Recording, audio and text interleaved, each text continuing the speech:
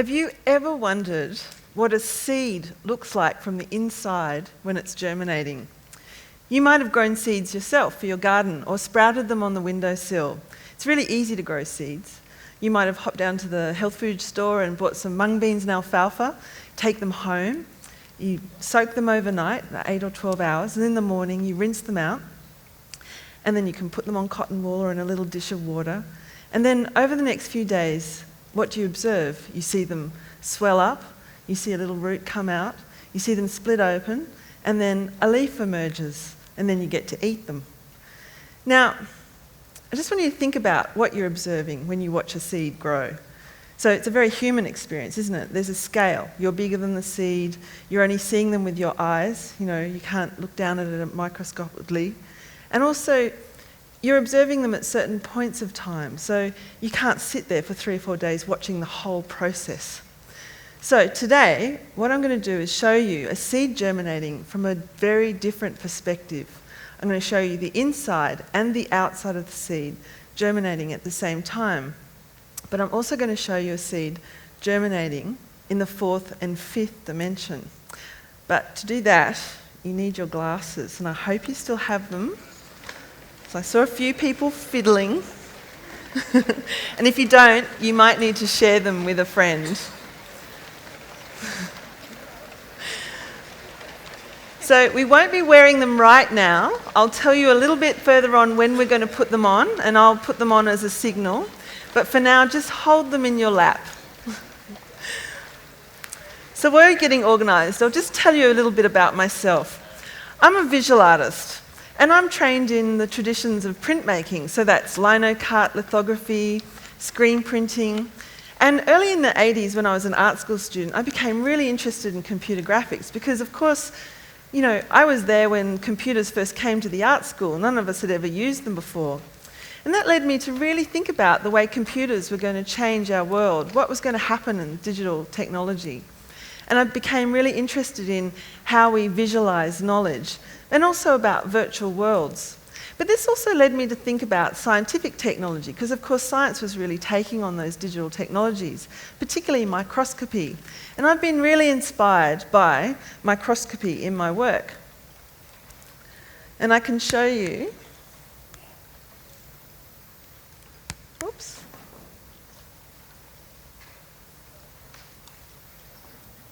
I'll show you my work here, which is I flatbed scanned a little 3 centimetre centipede, which is a toy, and then I photoshopped it so it looked like I had a microscope. And then I printed it out 6 metres long as this large print on an inkjet printer.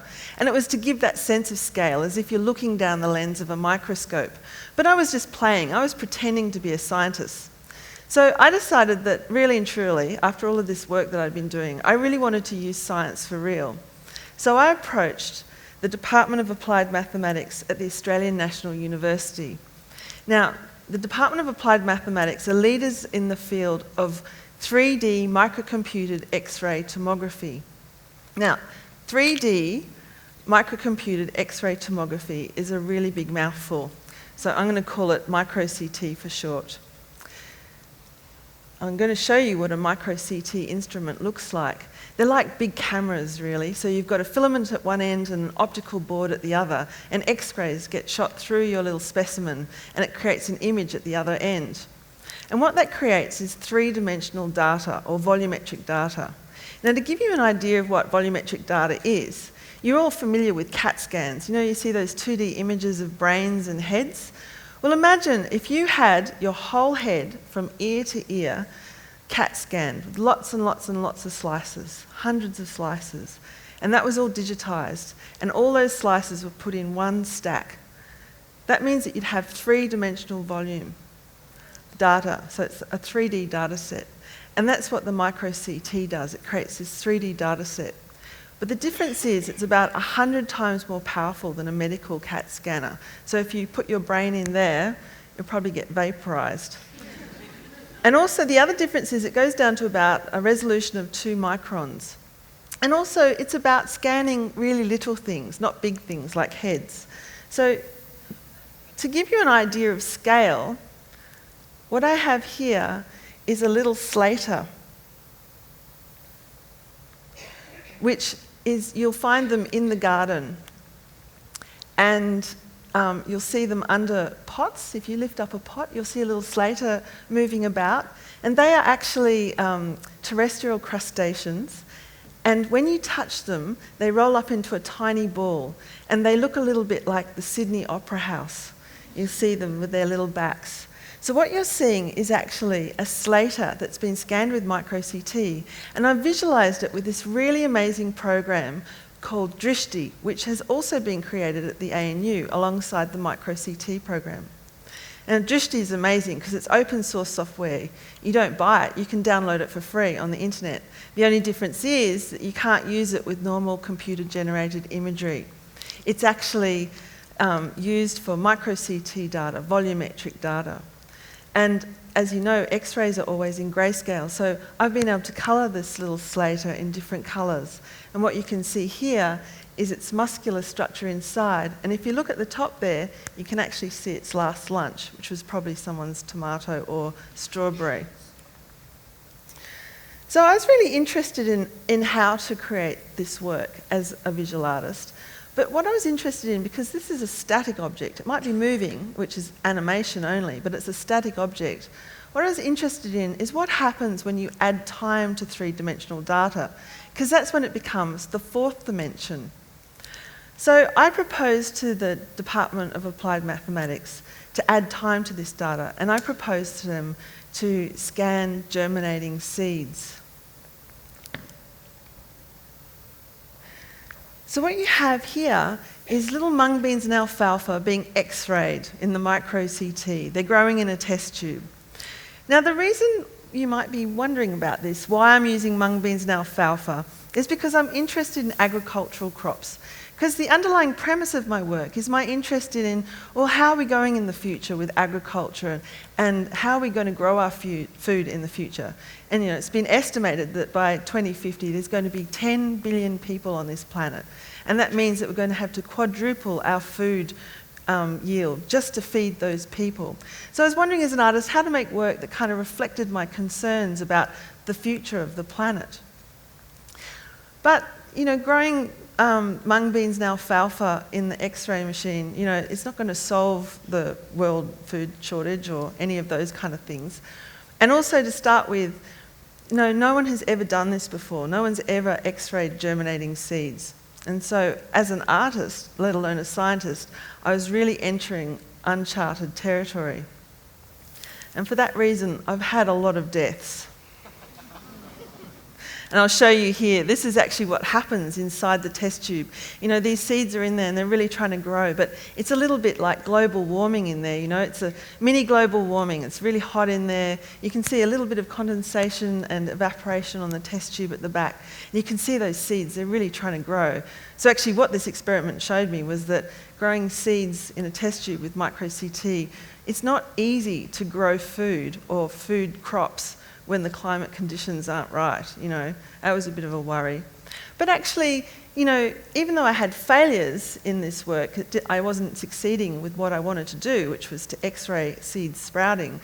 The kind of life and death play actually works well too, because, you know, the concerns is about also extinction. You know, 40% of the plants now on this planet are facing imminent extinction.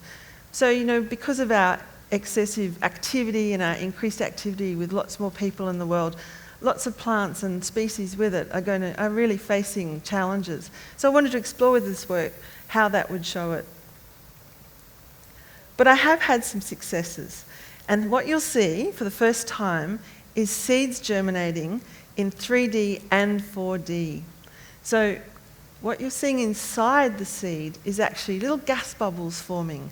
And those bubbles form when the mungbean is about to split open and the first leaf comes out. That's the cotyledon. And what you can see coming over the top there, that's its roots.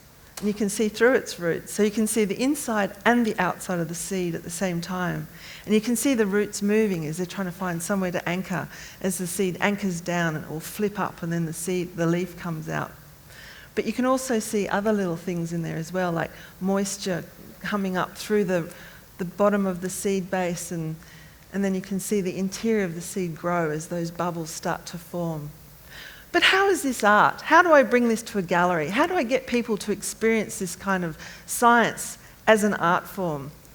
Well, I've been really thinking about that, and there's this amazing movement, and there's research that shows that bringing this kind of work to a gallery space and making it immersive as an immersive installation actually gives people a chance to be self-reflective, to really think about their relationship with nature, even if the nature is prescribed to us through digital means. It makes us think, it gives us a time to become self-reflective, to think about our emotions and what we think about life like this, a phenomena that we don't normally see coming into being. And I've been doing this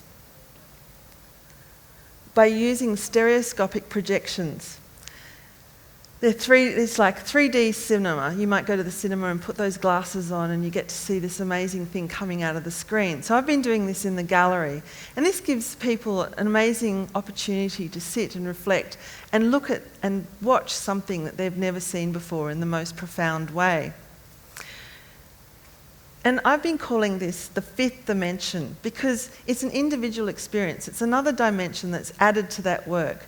So not only do you have the third dimension, which is the data, you have the fourth dimension, which is time, and you have the fifth dimension, which is your individual experience of that work. So today, I'm hoping to give you the fifth dimension, the experience of mungbeans sprouting in the fifth dimension. So you're going to have to put your glasses on. Now, what you have is glasses which are split into red and blue. So the red should be on your left. And what I've done is I've created an image which is anaglyphic, so that's split into red and blue. And that should give you a three-dimensional image. Now for some of you today, that might not work because you might have a little stigma in your eye or colour differentiation, but we're all going to give it a go, okay? So what you're going to be watching here in the fifth dimension is mungbeans and alfalfa sprouting. And this was taken over a 4-day period. But of course it's been sped up. It's not in real time, so it's in time lapse.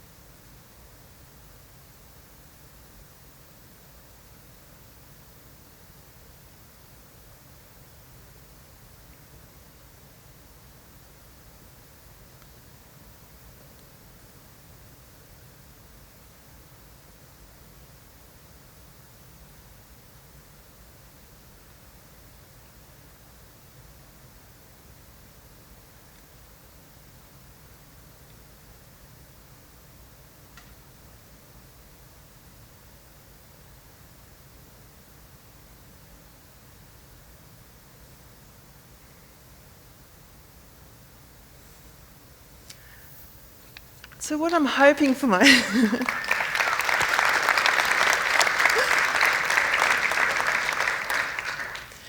So what I'm hoping for this work is it gives you a self-reflective space to think about something ordinary, something you probably never notice in your daily life, to be able to contemplate your own time on this planet, your own time on Earth, to contemplate that all life is momentary.